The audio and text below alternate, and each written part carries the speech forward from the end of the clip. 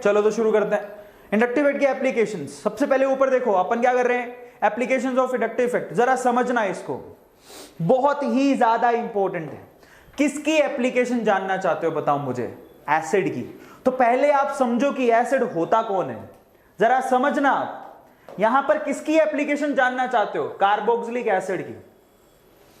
किसकी जानना, ध्यान से समझना। अब यहां से सवाल बहुत ज्यादा पूछे जाते हैं। किसकी एप्लीकेशन जानना चाहते हो? कार्बोक्सिलिक एसिड की। कौन होता है कार्बोक्सिलिक एसिड? जरा आप चेक करना, कौन है यहां पर कार्बोक्सिलिक एसिड जिसके पास बेसिकली क्या हो, ये वाला ग्रुप हो COOH, जिसके पास बेसिकली COOH टाइप का ग्रुप हो। यस और नो? यस, इसको कार्बोक्सिलिक एसिड कहेंगे। अब ये एसिड कब होगा जरा समझो, जब ये आसानी से हाइड्रोजन दे दे। ये एसिड कब होगा? एसिड कौन होता है?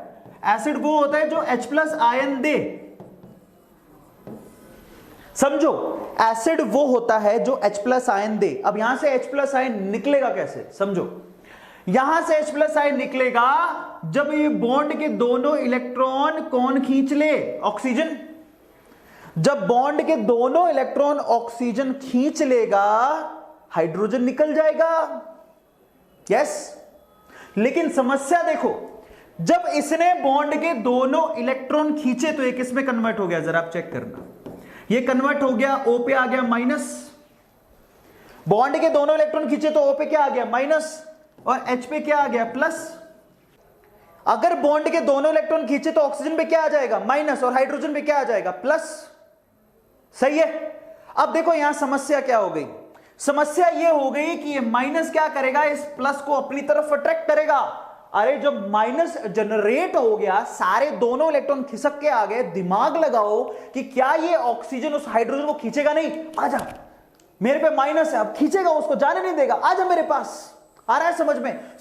ये ऑक्सीजन उस हाइड्रोजन को जाने नहीं देगा। इलेक्ट्रॉन खींच लिए, उसके बाद जाने नहीं दे रहा उसको। अब अगर आप चाहते हो कि हाइड्रोजन वहां से चला जाए, अब अगर आप चाहते हो कि हाइड्रोजन वहां से चला जाए तो क्या करना पड़ेगा?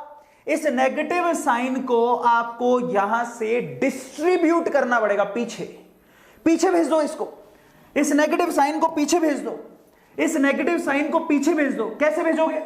यहां पर आप इसके साथ एक ऐसा कोई ग्रुप लगाओ, इलेक्ट्रॉन विड्रॉइंग ग्रुप लगाओ, जो इलेक्ट्रॉन्स को खींचे।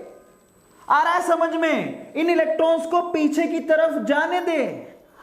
आ रहा है समझ में? अब जरा समझो, यहां पर जो मैं बोलने की कोशिश कर रहा हूं, मैं बोलने की कोशिश ये कर रहा हूं, जब भी किसी एसिड के पीछे, जब भी किसी कार्बोक्सिलिक एसिड के पीछे कोई इलेक्ट्रॉन विड्रॉइंग ग्रुप लगा हो जो इलेक्ट्रॉन को खींचता हो, तो वो एसिड की एसिडिक नेचर को बढ़ाता है, एसिडिक नेचर को बढ़ाता है।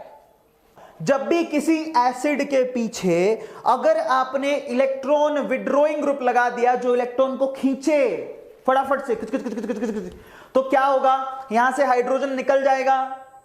हाइड्रोजन निकल गया तो ये एसिड की एसिडिक स्ट्रेंथ बढ़ जाएगी, क्योंकि हाइड्रोजन आसानी से निकल रहा है। समझ में आया?